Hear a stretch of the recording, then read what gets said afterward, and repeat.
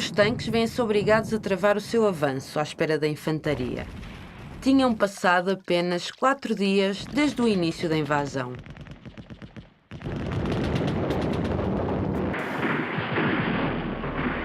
A falta de iniciativa do primeiro-ministro britânico Neville Chamberlain ocasiona fortes debates na Câmara dos Comuns. A situação requer um governo de coligação, mas os trabalhistas não aceitam enquanto continuar à frente do governo o atual primeiro-ministro. Conservadores e trabalhistas chegam a acordo para que Winston Churchill se coloque à frente do novo governo.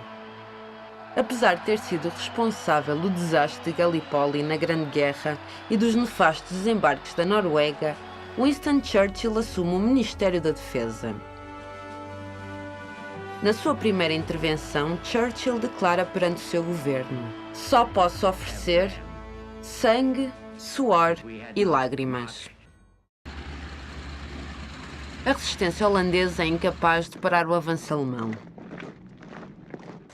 A rainha, tal como o governo, conseguem fugir de Haia para a Grã-Bretanha a bordo de um destroyer britânico.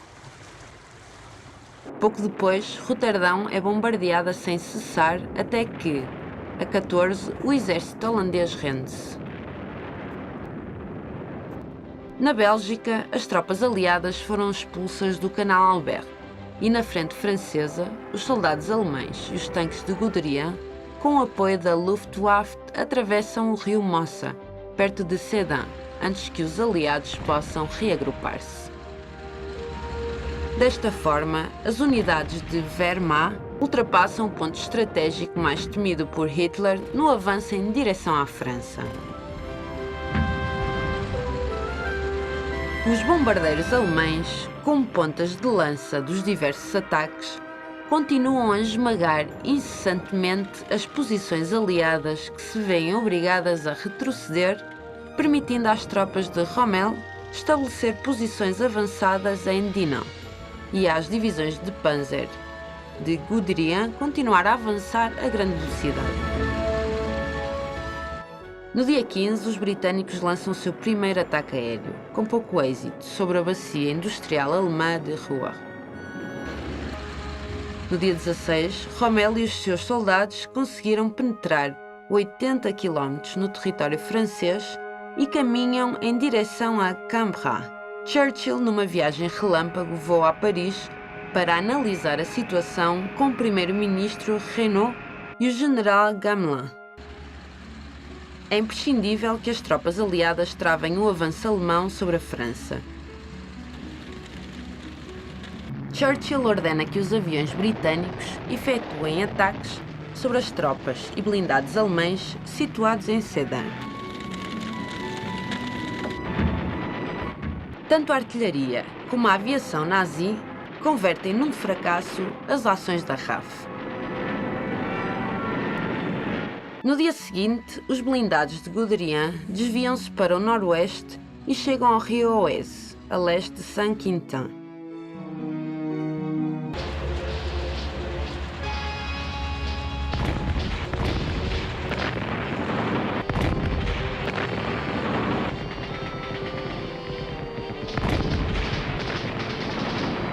A divisão blindada a cargo do jovem brigadeiro Charles de Gaulle tenta contra-atacar em Laon-Montcornet, mas os escuta da Luftwaffe impedem a tentativa, que acaba em retirada.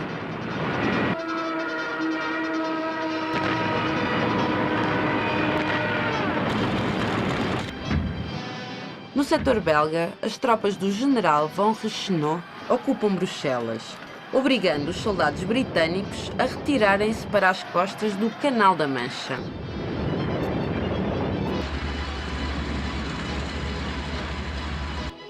Cambrai, Arras e Amiens vão sendo tomadas pelos tanques alemães, deixando atrás de si, no seu caminho em direção ao mar, um amplo corredor que separa cada vez mais os exércitos aliados do norte com os situados no sul de França.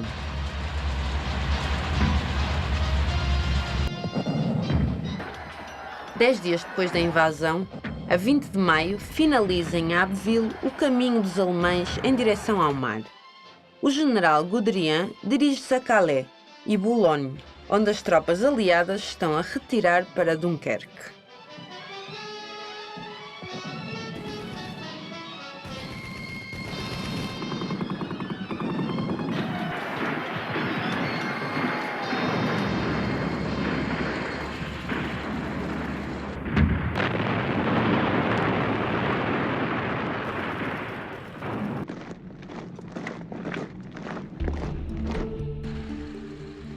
As duas cidades caem rapidamente em poder dos alemães. Asseguradas as costas do norte de França, Hitler ordena que os seus panzers se detenham em Gravelines, a 15 km de Dunkerque, lugar onde se encontram concentrados parte dos soldados aliados. Von Rundstedt aceita a ordem do Führer, visto que as suas tropas estão cansadas e desabastecidas devido à grande velocidade imposta por Rommel e Guderian no ataque. Tinham avançado em território francês mais de 400 km numa semana.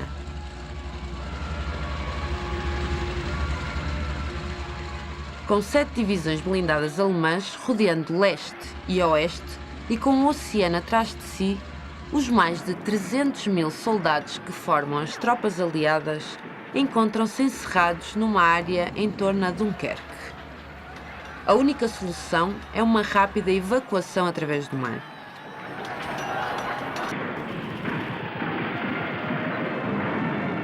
Os comandos britânicos estabelecem um perímetro defensivo na linha dos canais que rodeiam a cidade, onde se produzem duros combates com os alemães.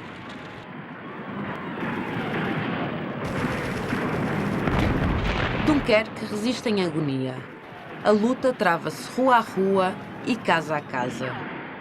Pequenos grupos de homens, desesperados e encurralados, defendem-se numa guerra de guerrilha.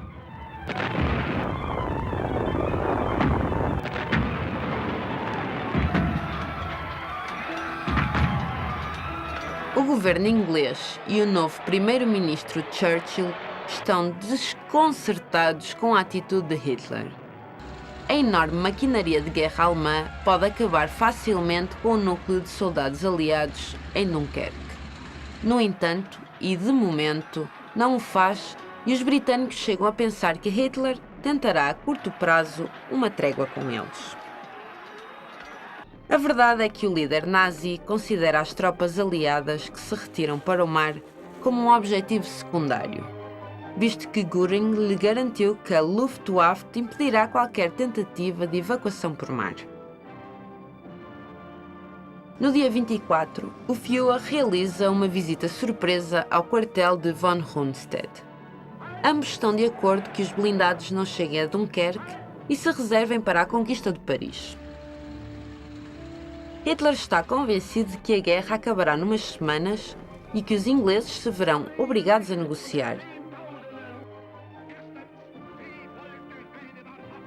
2 dias mais tarde, os serviços de informação do exército alemão comunicam que os britânicos aproveitaram a paragem alemã e estão a evacuar os soldados aliados. Hitler ordena que tanto a aviação como os blindados empreendam a ofensiva para evitar que a operação seja levada a cabo.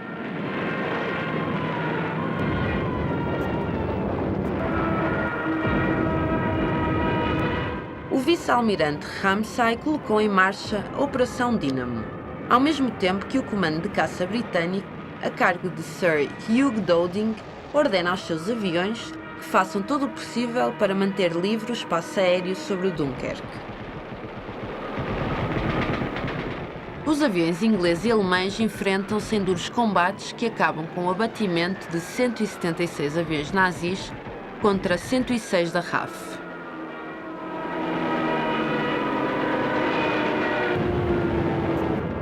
O perímetro defensivo montado à volta dos canais do A, do Isère e do Scar serve de proteção à retirada de milhares de soldados do exército expedicionário inglês e do primeiro exército francês, que se agrupam ao longo de 34 km de costa na imensa praia a norte da cidade. Esperam impacientes a chegada dos escassos barcos que os levarão até navios ingleses encarregados da evacuação.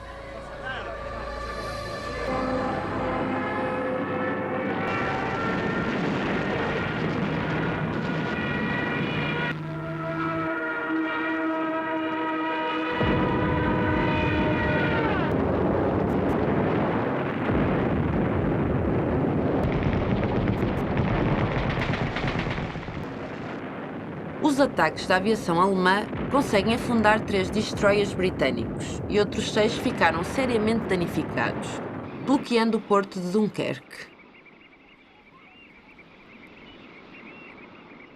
O almirantado, alarmado pelas perdas, ordena a retirada de todos os navios da Royal Navy que participam na evacuação. Sem eles, a Operação Dínamo seria impossível de levar a cabo, e as tropas aliadas ficariam abandonadas à sua sorte perante o poder alemão.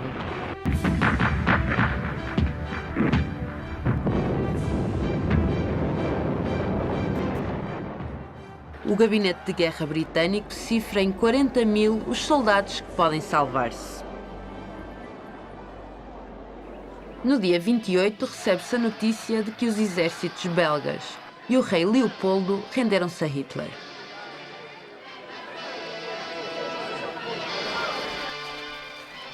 Churchill não aceita os conselhos dos que lhe propõem uma negociação com Hitler e, numa longa intervenção no Parlamento, acaba dizendo: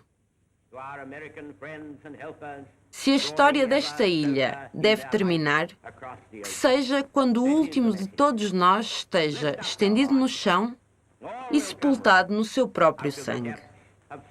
Depois de um grande silêncio, a Câmara rompeu em fortes aplausos.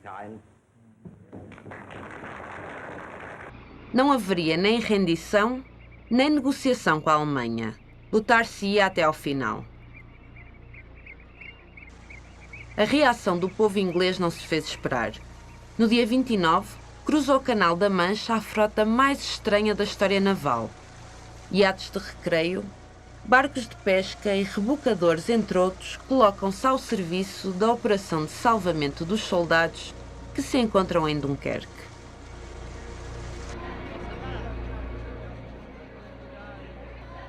Pelo dia 31, a maioria dos soldados que esperavam nas praias de Dunkerque tinham sido transportados para os portos do sul da Grã-Bretanha através de milhares de barcos que efetuaram viagens de ida e volta durante a noite.